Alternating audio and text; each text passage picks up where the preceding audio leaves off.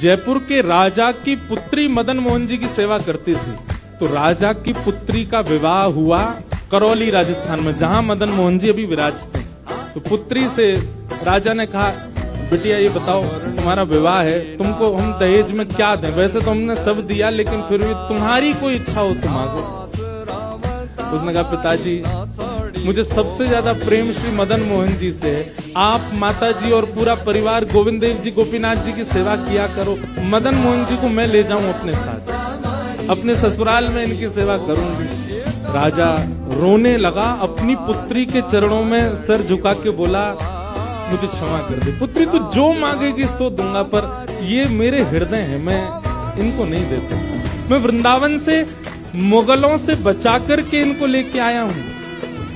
वैसे तो ठाकुर जी को बचने की कोई आवश्यकता, ठाकुर जी कृपा करके आए हैं जयपुर में राजा के ऊपर, पर इनको देख करके मेरे प्राण बचते हैं। एक ठाकुर जी मुझको दे दो।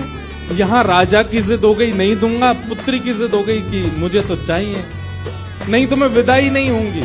राजा की पत्नी ने भी कहा, इतनी कह रही है तो आप दे दीजिए ना, हमारे पास 2 ठाकुर हैं, इनकी सेवा हम करेंगे विस्तार से। और वैसे भी मदन मोहन जी की पूरी सेवा बचपन से उसने ही की है। तो राजा ने एक प्रस्ताव रखा।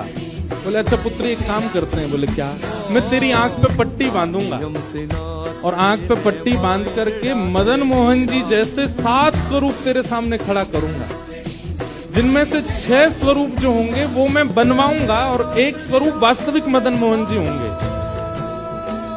आंख पे पट्टी बांध करके तुझे स्पर्श करके अगर तूने असली मदन मोहन जी को पहचान लिया तो मैं ये मान जाऊंगा कि तू नहीं, ठाकुर जी तेरे संग जाना चाहते हैं। ठाकुर जी की इच्छा पता चल जाएगी। तो राजकुमारी बोली, ठीक है, आप ये प्रयोजन कीजिए। राजा ने महाराज कारीगरों को बुलवाया और मदन मोहन जी के डिट्टो कॉपी 7-6 स्वरूप बनवाए।